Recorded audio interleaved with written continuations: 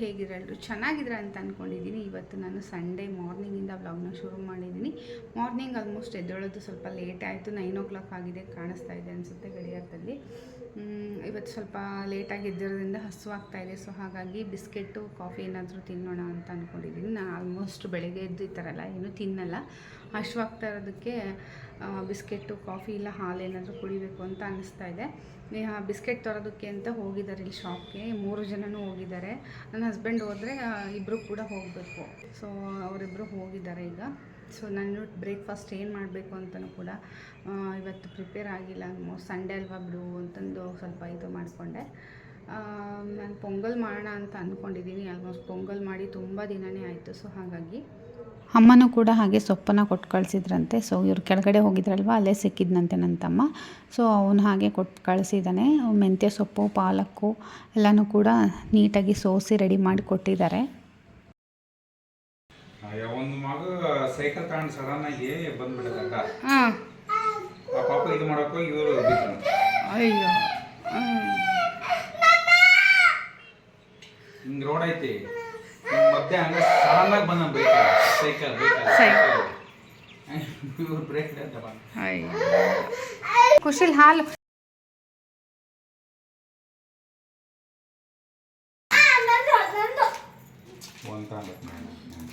ಅಷ್ಟು ತಿಂತೀಯ? ಹಾಲು ನೋವು ಬರುತ್ತಪ್ಪ, ತಿನ್ನಬಾರ್ದಷ್ಟು. ಹಾಲು ಕುಡಿ. ಸೊ ಕಾಫಿ ಮತ್ತು ಬಿಸ್ಕೆಟು ಎರಡನ್ನೂ ಕೂಡ ತಿಂತಾಯಿದ್ದೀನಿ. ತಿಂದ್ಬಿಟ್ಟು ಈಗ ನೆಕ್ಸ್ಟು ಬ್ರೇಕ್ಫಾಸ್ಟ್ ಮಾಡಬೇಕು. ಸೊ ನಾನು ಜಾಸ್ತಿ ಬಿಸ್ಕೆಟ್ನ ಕೂಡ ತರಿಸೋದಿಲ್ಲ. ಯಾಕಂದರೆ ನನ್ನ ಮಗ ಬಿಸ್ಕೆಟ್ ನೋಡಿಬಿಟ್ರೆ ಬರೀ ಬಿಸ್ಕೆಟೇ ಬೇಕು ಅಂತಾನೆ. ಸೊ ಹಾಗಾಗಿ ನಾನು ಬಿಸ್ಕೆಟ್ ಆಲ್ಮೋಸ್ಟ್ ಮನೆಯಲ್ಲಿ ಇಟ್ಕೊಳ್ಳೋದಿಲ್ಲ. ನಮಗೇನಾದರೂ ತಿನ್ನಬೇಕು ಅಂತ ಅನಿಸಿದರೆ ಮಾತ್ರ 1-2 ಪ್ಯಾಕೆಟ್ ತರಿಸ್ಬಿಟ್ಟು ಅದನ್ನು ಆಲ್ಮೋಸ್ಟ್ 1 day 2 days ಖಾಲಿ ಮಾಡಿಬಿಡ್ತೀನಿ. ಇಲ್ಲ ಅಂತಂದರೆ ನನ್ನ ಮಗ ಬರೀ ಊಟ ಬಿಟ್ಟು ಬರೀ ಬಿಸ್ಕೆಟೇ ತಿಂತಾನೆ. ಬೆಳಗ್ಗೆ ಎದ್ದ ತಕ್ಷಣ ಅವಳು ಅಷ್ಟೇ, ಇವಾಗ ನೋಡಿದ್ರಲ್ವ ಇಬ್ಬರು ಕೂಡ ಬಿಸ್ಕೆಟ್ ತಿನ್ನೋದಕ್ಕೆ ಇದು ಮಾಡಿಬಿಡ್ತಾರೆ. ಸೊ ನಾನು ಜಾಸ್ತಿ ತರಿಸೋದಿಲ್ಲ. ಇವಾಗ ಯಾವಾಗೋ ಒಂದ್ಸಲ, ವಾರಕ್ಕೊಂದ್ಸಲ, 15 days ಅಷ್ಟೇ ಈ ರೀತಿ ಬಿಸ್ಕೆಟ್ಗಳನ್ನ ತರಿಸ್ತೀನಿ ನಾನು. ಈಗ ಒಂದು ಸ್ವಲ್ಪ ತುಪ್ಪ ಹಾಕ್ತಾಯಿದ್ದೀನಿ ಕುಕ್ಕರ್ಗೆ. ತುಪ್ಪ ಹಾಕಿಬಿಟ್ಟು ಹೆಸರುಬೇಳೆನ ಹಾಕಿ ಹುರ್ಕೋಬೇಕಾಗುತ್ತೆ. 1 cup ಹೆಸರುಬೇಳೆನ ಹಾಕ್ತಾಯಿದ್ದೀನಿ. ಸೊ ಆದಷ್ಟು ತುಪ್ಪದಲ್ಲೇ ಫ್ರೈ ಮಾಡಿಕೊಂಡ್ರೆ ತುಂಬಾ ಚೆನ್ನಾಗಿರುತ್ತೆ ಪೊಂಗಲ್ಲು. ಸೊ ಈ ರೀತಿ ಒಂದು 3-4 ನಿಮಿಷ ಚೆನ್ನಾಗಿ ಫ್ರೈ ಮಾಡ್ಕೋಬೇಕಾಗುತ್ತೆ. ಇಲ್ಲಿ ಹೆಸರುಬೇಳೆ ಎಷ್ಟು ತೊಗೊಂಡಿದ್ದೀನಿ ಅಷ್ಟೇ ನಾನು ಅಕ್ಕಿಯನ್ನು ಕೂಡ ತೊಗೊಂಡಿದ್ದೀನಿ. 1 cup ಹೆಸರುಬೇಳೆಗೆ 1 cup ಅಕ್ಕಿಯನ್ನು ತೊಗೊಂಡು ಅದನ್ನು ತೊಳೆದ್ಬಿಟ್ಟು ಒಂದು ಸ್ವಲ್ಪ ಹೊತ್ತು ಹುರ್ಕೋಬೇಕಾಗುತ್ತೆ. ಅಕ್ಕಿನ ಕೂಡ ಹುರಿಯೋದ್ರಿಂದ ತುಂಬಾ ಚೆನ್ನಾಗಿ ಟೇಸ್ಟ್ ಬರುತ್ತೆ ಪೊಂಗಲ್ಲು. ಸೊ ಹಾಗಾಗಿ ಅಕ್ಕಿನ ಮತ್ತು ಬೇಳೆ ಎರಡೂ ಕೂಡ ಹುರ್ಕೋಬೇಕಾಗುತ್ತೆ ತುಪ್ಪದಲ್ಲಿ. ಅದಾದಮೇಲೆ ನಾನು ಅದಕ್ಕೆ ಒಂದು 2ರಷ್ಟು ನೀರನ್ನು ಹಾಕ್ತಾಯಿದ್ದೀನಿ. ಅಕ್ಕಿ ಮತ್ತು ಬೇಳೆದು ಎಷ್ಟು ತೊಗೊಂಡಿದ್ದೀನೋ ಆದರೆ 2ರಷ್ಟು ನೀರನ್ನು ಹಾಕೋದ್ರಿಂದ ಚೆನ್ನಾಗಿ ಬೇಯುತ್ತೆ. ಆದಷ್ಟು ಮೆತ್ತಗಿದ್ರೇ ಚೆನ್ನಾಗಿರುತ್ತೆ ಪೊಂಗಲ್ಲು, ಗಟ್ಟಿ ಇರಬಾರ್ದು ರೈಸೆಲ್ಲ. ಸೊ ಬೇಳೆ ಅಂತೂ ಬೇಗ ಬಂದುಬಿಡುತ್ತೆ. ಸೊ ರೈಸಿಗೆ ನಾವು 2-3 ಪಟ್ಟಷ್ಟು ನೀರನ್ನು ಹಾಕಬೇಕಾಗುತ್ತೆ. ಸೊ ಅದಕ್ಕೆ ಸ್ವಲ್ಪ ನಾನು ಉಪ್ಪು ಮತ್ತು ಅರಶಿನ ಮತ್ತು ಅರ್ಧ ಚಮಚ ಕಾಳು ಮೆಣಸಿನ ಪುಡಿನ ಹಾಕ್ತಾಯಿದ್ದೀನಿ. ಹಾಕಿ 3-4 ವಿಜಿಲ್ ಚೆನ್ನಾಗಿ ಕೂಗಿಸ್ಬೇಕು. ಚೆನ್ನಾಗಿ ಮೆತ್ತಗಾಗಬೇಕು ರೈಸ್ ಪೂರ್ತಿಯಾಗಿ. ಸೊ ಸ್ವಲ್ಪ ಇಂಗು ಮತ್ತು 1-2 ಹಸಿಮೆಣಸಿನ್ಕಾಯಿ ಇಟ್ಕೊಂಡಿದ್ದೀನಿ. ಹಸಿಮೆಣಸಿನ್ಕಾಯಿ ತುಂಬಾ ಖಾರ ಇದೆ. ಸೊ ಹಾಗಾಗಿ ಸ್ವಲ್ಪ ಗೋಡಂಬಿ ಹಾಗೆ ಕರಿಬೇವು, ಸ್ವಲ್ಪ ಕೊತ್ತಂಬರಿ ಇಷ್ಟನ್ನು ಕೂಡ ಒಗ್ಗರಣೆ ಹಾಕೋಬೇಕಾಗುತ್ತೆ ಅಷ್ಟೇ. ತುಂಬ ಈಸಿ, ಒಂದು 10 ನಿಮಿಷದಲ್ಲೇ ಮಾಡ್ಕೊಂಬಿಡ್ಬೋದು ನೀವು. ನಿಮ್ಗೇನು ಜಾಸ್ತಿ ಕಷ್ಟ ಅಂತಲೂ ಅನಿಸಲ್ಲ. ಯಾವಾಗಾದರೂ ಈ ಥರ ನೀವು ಸಂಡೇ ಅಥವಾ ಎಲ್ಲಾದರೂ ಹೊರಗಡೆ ಹೋಗಬೇಕು ಅರ್ಜೆಂಟಲ್ಲಿ ಅಂದಾಗ ಈ ರೀತಿ ಪೊಂಗಲ್ನ ಆರಾಮಾಗಿ ಮಾಡ್ಕೋಬೋದು. ಸೊ 2-3 ಟೇಬಲ್ ಸ್ಪೂನು ನಾನು ಪ್ಯಾನ್ಗೆ ತುಪ್ಪನ ಹಾಕ್ತಾಯಿದ್ದೀನಿ.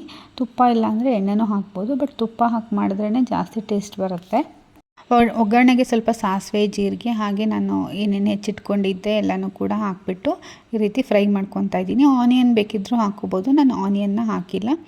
ಹಾಗೆ ಕುಕ್ಕರ್ ಮುಚ್ಚಳ ತೆಗೆದ್ಬಿಟ್ಟು ಸ್ವಲ್ಪ ನೀರನ್ನು ಹಾಕಿ ನಾವು ಒಗ್ಗರಣೆ ಕೊಟ್ಟಿರ್ತೀವಲ್ವ ಆ ಒಗ್ಗರಣೆನೂ ಕೂಡ ಇದಕ್ಕೆ ಮಿಕ್ಸ್ ಮಾಡಿ ಸ್ವಲ್ಪ ಉಪ್ಪು ಮತ್ತು ಎಷ್ಟು ಬೇಕಷ್ಟು ಉಪ್ಪು ರುಚಿಗೆ ಹಾಕಿ ಲಾಸ್ಟಿಗೆ ಕೊತ್ತಂಬರಿ ಸೊಪ್ಪನ್ನು ಹಾಕಿದ್ರೆ ಪೊಂಗಲ್ಲು ರೆಡಿ ಆಗುತ್ತೆ. ಸೊ ನಾನು ಕೂಡ ಪೊಂಗಲ್ನ ರೆಡಿ ಮಾಡಿದೆ. ಆಲ್ಮೋಸ್ಟ್ ಎಲ್ಲ ರೆಡಿ ಆಯಿತು. ಎಲ್ಲರೂ ಕೂಡ ಬ್ರೇಕ್ಫಾಸ್ಟ್ ಹಾಕ್ಕೊಂಡು ತಿಂದ್ವಿ. ನನ್ನ ಮಗಳು ಇಲ್ಲಿ ಫಿಶಿಂಗ್ ಮಾಡ್ತಾ ಇದ್ದಾಳೆ. ಅವ್ರ ಪಪ್ಪ ಹತ್ರ ತುಂಬಾ ಹಠ ಮಾಡಿಸ್ಕೊಂಡಿದ್ದಾಳೆ. ಇದನ್ನು ಫಿಶಿಂಗ್ ಮಾಡೋದು ತರಿಸ್ಕೊಡು, ತಂದುಕೊಡು ಅಂತಂದು ಹಠ ಮಾಡಿ 2 ಡೇಸಿಂದ. ಸೊ ನಿನ್ನೆ ನೈಟೇ ತರಿಸ್ಕೊಂಡಿದ್ಲು. ಸ್ಯಾಟರ್ಡೆ ನೈಟು ಹೋಗಿ ಶಾಪ್ಗೆ ಹೋಗಿ ತೊಗೊಂಬಂದಿದ್ಲು. ಈಗ ಆಟ ಆಡ್ತಾ ಇದ್ದಾಳೆ.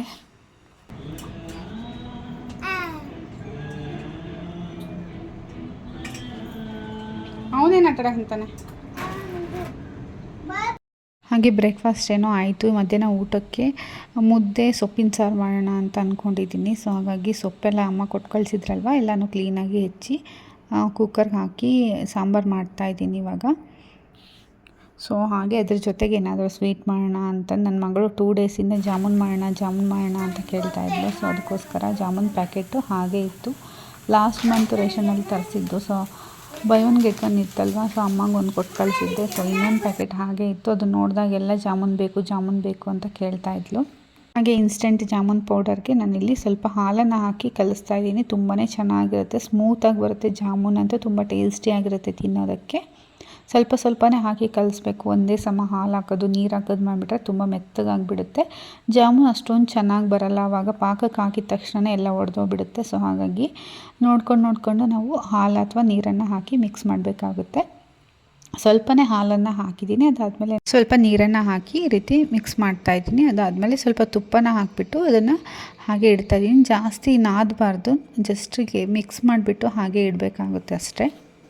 ಹಾಗೆ ಜಾಸ್ತಿ ಹೊತ್ತು ಏನು ನೆನೆಸೋದು ಕೂಡ ಬೇಡ. ಒಂದು 10 ನಿಮಿಷ ಹಾಗೆ ಇಟ್ಟರೆ ಆಯಿತು. ಇಲ್ಲಿ ಪಾಕ ಎಲ್ಲ ರೆಡಿ ಮಾಡ್ಕೊಳ್ಳೋ ತನಕ ಒಂದು 10 ನಿಮಿಷ ಹಾಗೆ ಇಡ್ತಾಯಿದ್ದೀನಿ ಅಷ್ಟೇ. ಮಾಡ್ಕೊಳ್ಳೋದಕ್ಕೆ ನಾನಿಲ್ಲಿ ಒಂದು ಅಗಲವಾದ ಪಾತ್ರೆನ ತೊಗೊಂಡ್ಬಿಟ್ಟಿದ್ದೀನಿ. ಯಾಕಂತಂದರೆ ಜಾಮೂನ್ ಮಾಡಿದಾಗ ಇದೇ ಪಾತ್ರೆಯಲ್ಲಿ ಹಾಕ್ಕೋಬೇಕು. ಹಾಗಾಗಿ ಸ್ವಲ್ಪ ದೊಡ್ಡದಾಗಿರುವಂತಹ ಪಾತ್ರೆ ತೊಗೊಂಡು ಅದರಲ್ಲಿ 100 ಗ್ರಾಮ್ ಅಷ್ಟು ನಾನು ಸಕ್ಕರೆನ ಹಾಕಿದ್ದೀನಿ. ಅದಕ್ಕೆ 2 ಲೋಟದಷ್ಟು ನಾನು ನೀರನ್ನು ಹಾಕ್ತಾಯಿದ್ದೀನಿ.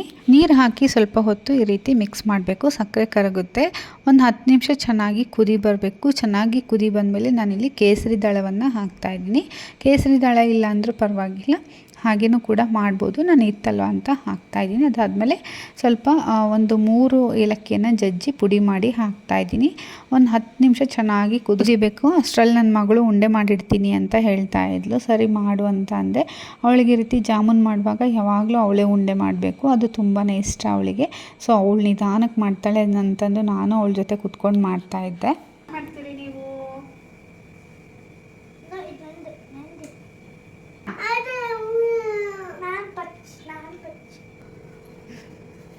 ಸರಿ ನೋಡಿ ಮಾಡಿ ಹಿಂಗೆ ಮಾಡಿದ್ರೆ ಅವ್ನು ಮಾಡು. ಎಲ್ಲಿ ಇಟ್ಟವನು?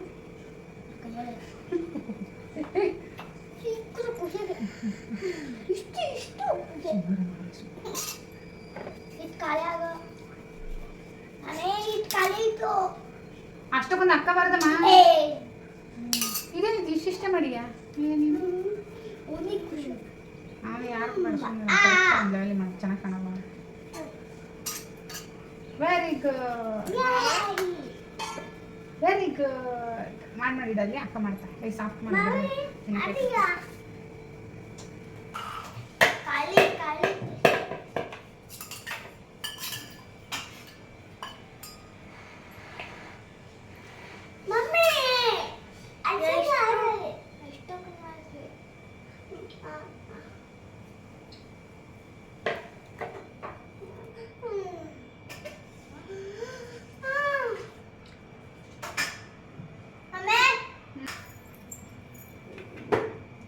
ಜಾಮೂನ್ನ ರೌಂಡ್ ಮಾಡೋಷ್ಟರಲ್ಲಿ ಇಲ್ಲಿ ಸಿರಪ್ ಕೂಡ ರೆಡಿಯಾಗಿದೆ. ಅದನ್ನು ಸ್ವಲ್ಪ ತಣ್ಣಗಾಗಬೇಕು, ತುಂಬ ಬಿಸಿ ಇರೋದಕ್ಕೆ ಹಾಕೋಕ್ಕಾಗಲ್ಲ.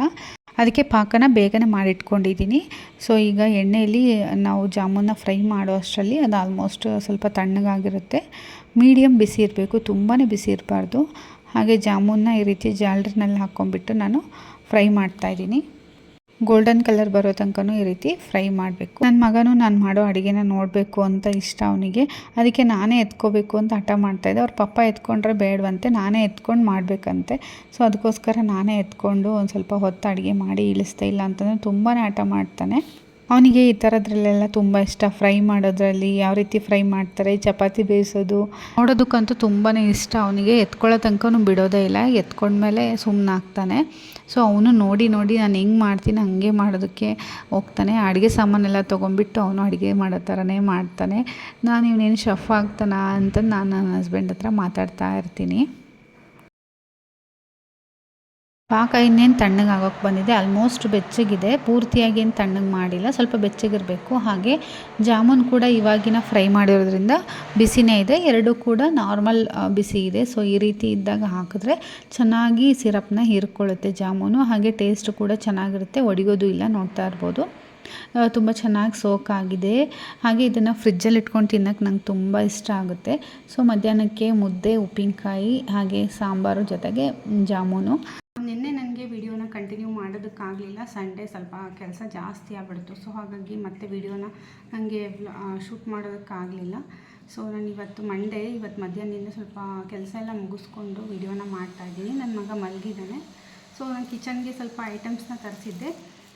ಏನು ತರಿಸಿದ್ದೀನಿ ಅಂತ ತೋರಿಸ್ತಾ ಇದ್ದೀನಿ. ವಂಡರ್ ಶೆಫ್ ಅವ್ರದ್ದು ಆಲ್ರೆಡಿ ಓಪನ್ ಮಾಡಿಬಿಟ್ಟಿದ್ದೀನಿ. ಸೊ ಇದು USB ಕೇಬಲ್ ಕೂಡ ಕೊಟ್ಟಿದ್ದಾರೆ, ಚಾರ್ಜಬಲ್ ಇದು, ಬ್ಲೆಂಡರ್. ಸೊ ಬ್ಲೆಂಡ್ ಮಾಡ್ಬೋದು ನೀವು, ಸ್ಮೂತಿ ಶೇಕ್ಸ್ ಏನಾದರೂ ಮಾಡ್ಕೋಬೇಕು ಅಂತಂದರೆ ತುಂಬಾ ಚೆನ್ನಾಗಿದೆ. ಸೊ USB ಕೇಬಲಿಂದ ನಾವು ಮೊಬೈಲ್ ಯಾವ ರೀತಿ ಚಾರ್ಜ್ ಮಾಡ್ತೀವೋ ಅದೇ ರೀತಿ ಚಾರ್ಜ್ ಮಾಡಿಬಿಟ್ಟು ನಾವು ಇದನ್ನು ಯೂಸ್ ಮಾಡ್ಕೋಬೋದು. ಇಲ್ಲಿ ಕೊಟ್ಟಿದ್ದಾರೆ ನೋಡಿ, ಇದನ್ನು ಇದಕ್ಕೆ ಪ್ಲಗ್ ಮಾಡಿಬಿಟ್ಟು ಯೂಸ್ ಮಾಡ್ಬೋದು. ತುಂಬಾ ಚೆನ್ನಾಗಿದೆ. ಹಾಗೆ ಈ ರೀತಿ ಹಿಡ್ಕೋಬೋದು. ಹ್ಯಾಂಡಲ್ ಕೂಡ ಕೊಟ್ಟಿದ್ದಾರೆ ಈ ರೀತಿ.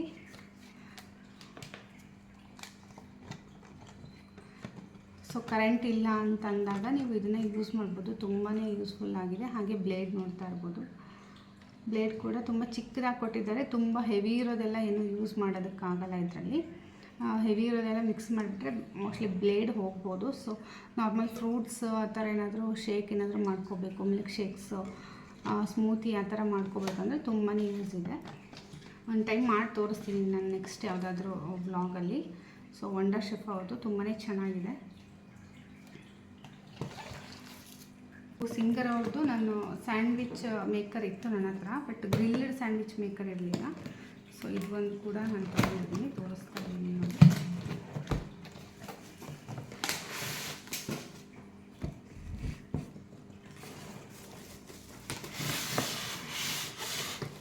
ನಾನು ಇವಾಗಲೇ ಓಪನ್ ಮಾಡಿ ನೋಡ್ತಾ ಇರೋದು, ಇನ್ನು ಓಪನ್ ಕೂಡ ಮಾಡಿಲ್ಲ ಇದನ್ನು. ಲಾಸ್ಟ್ ವಿಡಿಯೋ ನಂದು ಹಳೆ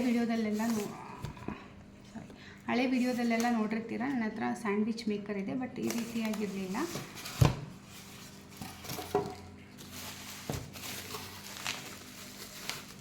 ಇದು ಸಿಂಗರ್ ಕಂಪ್ನಿದು, ತುಂಬಾ ಚೆನ್ನಾಗಿದೆ. ರೀತಿಯಾಗಿ ರೆಡ್ ಮತ್ತು ಗ್ರೀನ್ ಎರಡು ಕೊಟ್ಟಿರ್ತಾರೆ, ಆಟೋಮೆಟಿಕ್ ಇದು. ಸೊ ಇದು ಗ್ರಿಲ್ಡ್ ಸ್ಯಾಂಡ್ವಿಚ್ ಮೇಕರ್ ನೋಡ್ತಾ ಇರ್ಬೋದು. ಇದು ನಾನ್ ಸ್ಟಿಕ್ ಇದೆ ಇದರಲ್ಲಿ. ಸೊ ನನ್ನ ಹತ್ರ ಈ ರೀತಿ ಇರಲಿಲ್ಲ, ಒಂದು ಸ್ಕ್ವೈರ್ ಶೇಪ್ದು ಬಾಕ್ಸ್ ಟೈಪ್ ಬರುತ್ತೆ, ಆ ರೀತಿಯಾಗಿತ್ತು.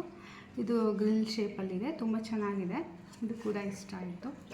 ಸೊ ಇದನ್ನು ಈ ರೀತಿ ಲಾಕ್ ಮಾಡಿ ಯೂಸ್ ಮಾಡ್ಬೋದು. ಹಂಚನ್ನು ತರಿಸ್ಕೊಂಡಿದ್ದೀನಿ, ದೋಸೆ ಹಂಚು. ನನ್ನ ಹತ್ರ ನಾನ್ ಸ್ಟಿಕ್ ಇತ್ತು, ಇಷ್ಟು ದಿನ ನಾನ್ ಸ್ಟಿಕ್ಕೇ ನಾನು ಯೂಸ್ ಮಾಡ್ತಾಯಿದ್ದೆ. ಈಗ ಕಬ್ಬಿಣದ ಹಂಚನ್ನ ನಾನು ತರಿಸ್ಕೊಂಡಿದ್ದೀನಿ. ಸೊ ನೋಡ್ತಾ ಇರ್ಬೋದು, ತುಂಬಾ ಹೆವಿ ಇದೆ. ಈ ಥರ ಅದು ತೊಗೋಬೇಕು ಅಂತ ತುಂಬ ದಿನದಿಂದ ಆಸೆ ಇತ್ತು. ಸೊ ಇದನ್ನು ಹೊಸದೇನು ಯೂಸ್ ಕೂಡ ಮಾಡಿಲ್ಲ, ಯೂಸ್ ಮಾಡಬೇಕು. ಇದು ಯಾವ ರೀತಿ ಹೊಸ ಹಂಚನ್ನು ಯಾವ ರೀತಿ ಯೂಸ್ ಮಾಡಬೇಕು ಅಂತಲೂ ಕೂಡ ನಾನು ವಿಡಿಯೋ ಮಾಡಿ ಹಾಕ್ತೀನಿ. ಸೊ ನೋಡ್ತಾ ಇರ್ಬೋದು, ಎರಡು ಸೈಡು ಹ್ಯಾಂಡಲ್ ಕೂಡ ಕೊಟ್ಟಿದ್ದಾರೆ. ಇಷ್ಟೆಲ್ಲ ದೋಸೆ ಬೇಕಾದರೂ ಹಾಕ್ಕೋಬೋದು. ನನ್ನ ಹತ್ರ ಹಳೇದು ಆಲ್ಮೋಸ್ಟ್ ನಾನು ಈಗ 7 ಇಯರ್ಸಿಂದ ನಾನು ಒಂದು ಯೂಸ್ ಮಾಡ್ತಾಯಿದ್ದೀನಿ. ಅದರಲ್ಲೂ ಕೂಡ ತುಂಬ ಚೆನ್ನಾಗಿ ಬರುತ್ತೆ ದೋಸೆ. ಇದಿಷ್ಟೇ, ಜಾಸ್ತಿ ಏನು ತೊಗೊಂಡಿಲ್ಲ, ಇದೊಂದು 3 ಐಟಮ್ ತೊಗೊಂಡಿದ್ದೀನಿ ಅಷ್ಟೇ. ಸೊ ಇದಂತೂ ನಾನು ಒಂದು ಟೈಮ್ ಮಾಡಿ ತೋರಿಸ್ತೀನಿ ಯಾವ ರೀತಿ. ಈ ಫ್ರೂಟ್ಸ್ ಎಲ್ಲ ಖಾಲಿ ಆಗಿಬಿಟ್ಟಿದೆ. ಫ್ರೂಟ್ಸ್ ಏನಾದರೂ ಇದ್ದಾಗ ನಾನು ಮಾಡಿ ತೋರಿಸ್ತೀನಿ ಯಾವ ರೀತಿ ಶೇಕ್ನ ಮಾಡಬೇಕು ಇದರಲ್ಲಿ ಅಂತ. ನೀಟಾಗಿ ಲಾಕ್ ಮಾಡಬೇಕು. ಇದು ಫಸ್ಟ್ ಇದನ್ನು ಚಾರ್ಜ್ ಮಾಡಿಕೊಂಡು ಲಾಕ್ ಮಾಡೋದಷ್ಟೇ. ಇದು ಇಲ್ಲಿ ಕೆಳಗಡೆ ಬಟನ್ ಕೊಟ್ಟಿದ್ದಾರೆ. ಸೊ ಈ ಬಟನ್ನ ಈ ರೀತಿ ಪ್ರೆಸ್ ಮಾಡಬೇಕಷ್ಟೆ. ಸೊ ಇದಿಷ್ಟೇ ಐಟಮ್ಸು. ಹಾಗೆ ನಾನು ಪಾಟಲ್ಲಿ ಹಾಕಿರುವಂತಹ ದಾಳಿಂಬೆ ಗಿಡದಲ್ಲಿ ಚಿಕ್ಕ ಚಿಕ್ಕದಾಗಿ ಮೊಗ್ಗುಗಳು ಬಿಟ್ಟಿದೆ. ಇನ್ನು ಈಗ ಒಂದೆರಡು ಮೂರು ಬಿಟ್ಟಿದೆ. ನೋಡಬೇಕು ಯಾವ ರೀತಿಯಾಗಿರುತ್ತೆ ಅಂದರೆ, ಫಸ್ಟ್ ಟೈಮ್ ಒಂದು ಬಿಟ್ಟಿತ್ತು, ಆಲ್ಮೋಸ್ಟ್ ದೊಡ್ಡದಾಗಿತ್ತು. ನನ್ನ ಹಸ್ಬೆಂಡು ಪಾಟು ಸರ್ಸಾಡೋದಕ್ಕೆ ಹೋಗಿ ಅದೇನೋ ಬಡಿದ್ಬಿಟ್ಟು ಉದುರೋಗ್ಬಿಟ್ಟಿತ್ತು. ಇದು ಸೆಕೆಂಡ್ ಟೈಮು, 3 ಒಂದೇ ಸಲ ಬರ್ತಾಯಿದೆ. ನೋಡೋಣ ಯಾವ ರೀತಿ ಬರುತ್ತೆ ಅಂದರೆ, ಆಲ್ಮೋಸ್ಟ್ 4 ಇಯರ್ಸಿಂದ ನಾನು ಇದನ್ನು ಹಾಕಿರೋದು. ನನ್ನ ಮಗಳು ಇರಲಿ ಅಂತಂದು ದಾಳಿಂಬೆ ಗಿಡ ಹಾಗೆ ಉಳಿಸ್ಕೊಂಬಿಟ್ಲು. ನಾನು ಮೊನ್ನೆನೋ ಇದೇನು ಕಿತ್ತಾಕ್ಬಿಡೋಣ ಬಿಡ್ರಿ, ಬೇರೆ ಏನಾದರೂ ಹಾಕೋಣ ಅದರಲ್ಲಿ ಫ್ಲವರ್ದು ಏನಾದರೂ ಅಂತ ಹೇಳ್ತಾ ಇದ್ದೆ. ನನ್ನ ಹಸ್ಬೆಂಡಿಗೆ ಇರಲಿ ಬಿಡು, ನಿನ್ನ ಮಗಳಿಗೆ ಬೇಕಂತೆ ಆ ಗಿಡ ಅಂತಂದು ಹಾಗೆ ಉಳಿಸ್ಕೊಂಡಿದ್ದಾರೆ. 4 ಇಯರ್ಸ್ ಆಯಿತು ಅದು ಹಾಕಿ ಗಿಡ. ಸುಮ್ಮನೆ ಏನು ಮಾಡೋದು, ಸುಮ್ಮನೆ ಖಾಲಿ ಇಟ್ಕೊಂಡು ಪಾಟ್ನ ಅಂತಂದು ಹೇಳ್ತಾ ಇದ್ದೆ. ಬಟ್ ಇವಾಗ ಹೂವೆಲ್ಲ ಬಿಡೋದಕ್ಕೆ ರೆಡಿ ಆಗಿಬಿಟ್ಟಿದೆ. ಇರಲಿ ಅಂತಂದು ನೋಡೋಣ ಪಾಟಲ್ಲಿ ಬಿಡೋ ಹಣ್ಣು ಎಷ್ಟು ದೊಡ್ಡದಾಗಿರುತ್ತೋ ಚಿಕ್ಕದಾಗಿರುತ್ತೋ ಅಥವಾ ಟೇಸ್ಟ್ ಇರುತ್ತೋ ಇಲ್ವೋ ಅಂತ ನಾನು ಕೂಡ ಟ್ರೈ ಮಾಡಿದಾಗ ಆಗುತ್ತೆ. ನನ್ನ ಮಗಳಿಗೂ ಕೂಡ ತುಂಬ ಖುಷಿ ಆಗುತ್ತೆ. ಇಷ್ಟು ದಿನ ಇಟ್ಕೊಂಡಿದ್ದಕ್ಕೆ ಇವಾಗ ಹೂ ಬಿಡ್ತಾ ಇದೆ ಅಂತ ನೋಡಿ ಫುಲ್ ಖುಷಿ ಪಟ್ಟಿದ್ದಾಳೆ ಅವಳಂತೂ.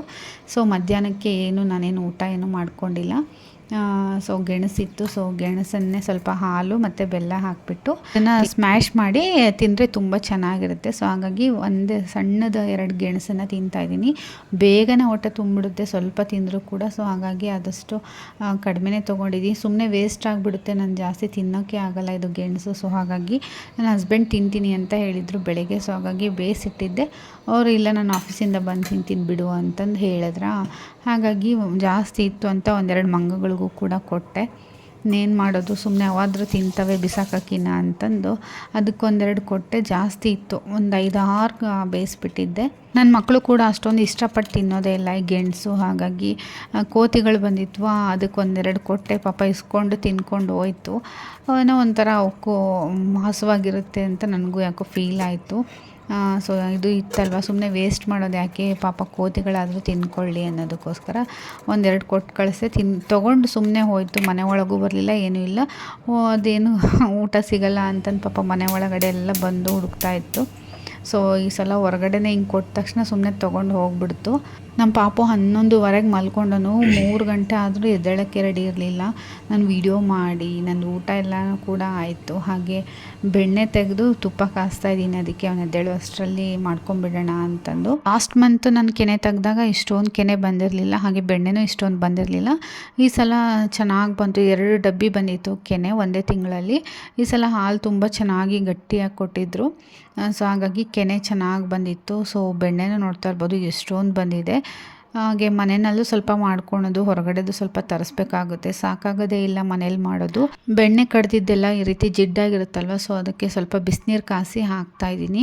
ಇಲ್ಲಾಂತಂದರೆ ತುಂಬ ಕಷ್ಟ ಆಗಿಬಿಡುತ್ತೆ ತೊಳೆಯೋದಕ್ಕೆ. ಹಾಗಾಗಿ ಸ್ವಲ್ಪ ಬಿಸಿನೀರು ಕಾಸಿ ಹಾಕ್ಬಿಟ್ರೆ ಹಾಗೆ ಸೋಪ್ ಹಚ್ಚಿದ ತಕ್ಷಣ ಕ್ಲೀನ್ ಆಗಿಬಿಡುತ್ತೆ.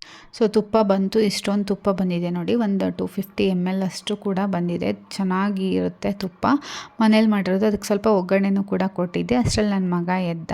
ಸೊ ಅವನಿಗೆ ಇವಾಗ ಊಟ ಮಾಡಿಸ್ಬೇಕು.